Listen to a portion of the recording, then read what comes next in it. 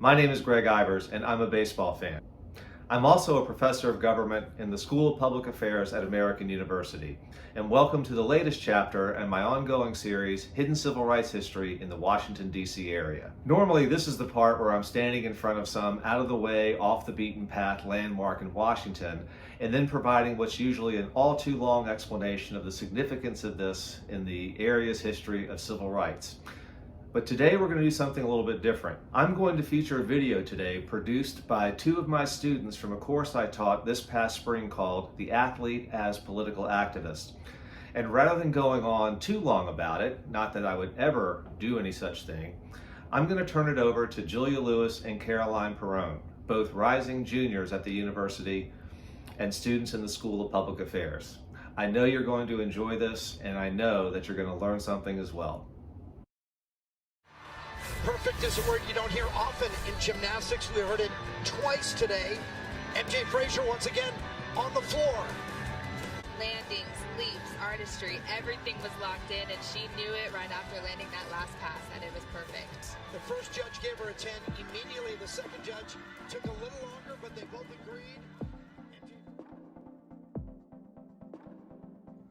Hey everyone, my name is Julia Lewis. And I'm Caroline Pirrone. As we sat down to begin our final presentation, we wanted to find a way to incorporate the themes we've discussed this semester while also bringing new perspectives to the table. One sport we haven't focused heavily on this semester is gymnastics. Although gymnastics may not receive the same limelight as American football or basketball, the sport is still beloved and revered by the American population, especially by young girls.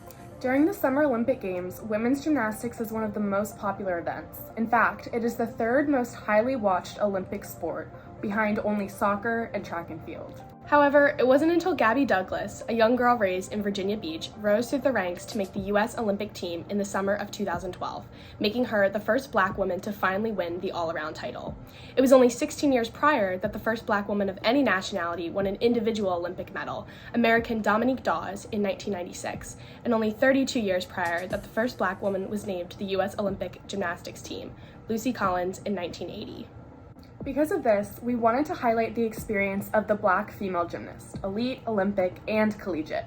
We sat down with eMjae Frazier, an Ariel, New Jersey native and four-time USA national team member, a 2021 member of the U.S. Women's Artistic Gymnastics Worlds team, and a current sophomore at the University of California-Berkeley, a nationally ranked D1 team. My name is eMjae Frazier. I'm a sophomore on Cal Women's Gymnastics team, which is the University of California-Berkeley. I just turned 20 and I'm an attended psychology major. So by the end of the semester, I should be able to officially declare a psychology major. In the 2023-2024 season, eMjae was named Female Athlete of the Year by Berkeley Athletics. She led her team to a silver medal at the NCAA Gymnastics Championships. But how did eMjae get to where she is now? She began her gymnastics career at a very young age. What else do you do with the kid that's climbing up cabinets, flipping off things? Like gymnastics? That's the perfect thing to put us in. And largely inspired by her older sister, Mergzetta, a 6-season gymnast at UCLA, as well as a former USA national team member. My older sister is 4 years older than me, so she started gymnastics with mommy and me classes, and I just kind of followed in her footsteps because I wanted to be just like her. And eMjae quickly rose up the ranks in U.S. women's gymnastics. She reached elite-level competition at age 15, and by the time she was 17, she had a spot on the U.S. national team, as well as her first international assignment in Germany as part of the U.S. World Championship team. I feel like it's just when you're younger and you're doing really well, you never think of it as being a hobby. It kind of just turns into the thing that you do. And I think being younger and just kind of winning stuff, it's oh, I really like this, and then you just keep going and then you end up here. So we started our interview by asking eMjae what it felt like to represent her country on the international stage. The feeling's no other. Making national team, that feeling was amazing because now I can go out there and actually represent the team. You're just so grateful and thankful just to be there, to have the opportunity to do that and continue to grow and do better and better. You walk around in all your USA gear and it's you're oh, are you on the USA national team? Yeah, Like, the year MJ made her international debut was the same year George Floyd was brutally murdered by Derek Chauvin. MJ has always been a vocal advocate for Black Lives Matter, and she attended protest alongside her siblings in the summer of 2020. We asked her whether she grappled with representing her country, one that was so deeply steeped in racism. Gymnastics for me is like a getaway. So I go to gymnastics and I just put everything out of the way. I wouldn't want to go out there and just do bad. You know what I mean? Like, gymnastics is so important to me. I want to go out there and give it my all no matter what. And then afterwards, I come back and I'm like, with all the race issues in the world, it's like, it's hard because like you have your own opinions and you want to stand up for what you believe in. And I will. Like having parents that make sure I'm in like the right environment was like very good for me. Like, they make sure that like I love who I am and that stick up for what I believe in. And just like having the same beliefs as the people around you and the people that care and support you and make sure like you're okay like during these hard times. Still, MJ emphasized that she is a Black female athlete in a predominantly white sport. She explained the mentality that her parents instilled in her. For me, like with my parents, the way they raised us is like, if people have an issue with you, don't do what they want. Don't give up. Instead, like, shut them up. Just do your gymnastics. Be good. Be great. You can't push me out. I know you don't like me because of the color of my skin, but that's exactly why I'm going to go out here and show you what I can do. They can't silence you. They can't like push you out because like gymnastics is like, they need the best. They need the greatest. And again, it's like, if as long as you focus on yourself and just show what you're capable of, like, there's no silencing you. So. MJ's words are only strengthened by her performance in the gym.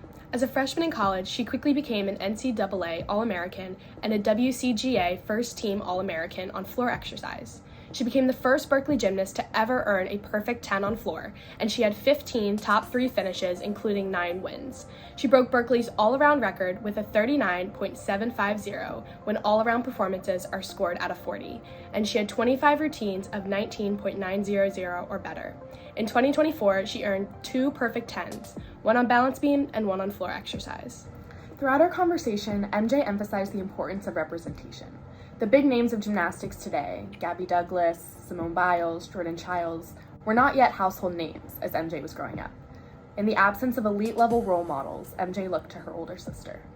I think growing up, you always are like, oh, like, okay, like, I look a little different. But I think the biggest thing for me was, like, I always wanted to be like my older sister. And I think being the little sister in the situation, my eyes were always on her. Every little step that I've taken from gymnastics is because of her. Like, she was the reason, like, I became an elite. She was the reason, I did collegiate gymnastics. She's just the reason that, like, I've come so far in this sport, so. While MJ may have only had her sister to look to, young gymnasts of color are increasingly able to see themselves represented on the big screen by elite gymnasts today. Intentionally or not, diversity within gymnastics has improved significantly over the past decade. MJ explained how incredible it felt to see all 3 all-around medals at the 2022 USA Gymnastics Championship awarded to Black women. From left to right, Shilese Jones, Connor McLean, and Jordan Childs. Still, there is work to be done, and MJ understands the importance of her position as a role model for young Black gymnasts.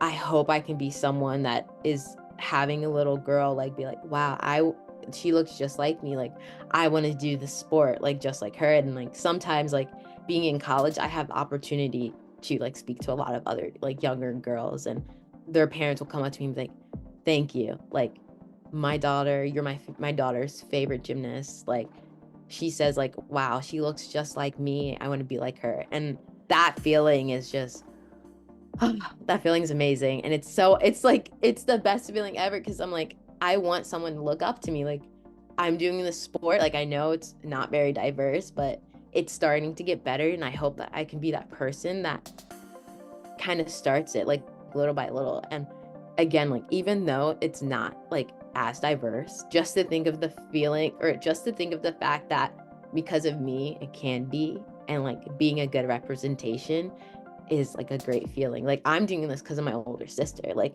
someone has to start somewhere, so because of someone or because of something, and to be that someone or that something is just amazing. MJ is only halfway through her career as an NCAA athlete and still has so much more to accomplish. While she will always carry her identity with her, that is only one part of her story. We look forward to seeing what she will achieve in the gym throughout the rest of her time at Berkeley, as well as after school and out of the gym. Thank you so much for watching, and if you want to check out more of what MJ is doing, her Instagram is @MJ Frazier. Thank you. Thank you.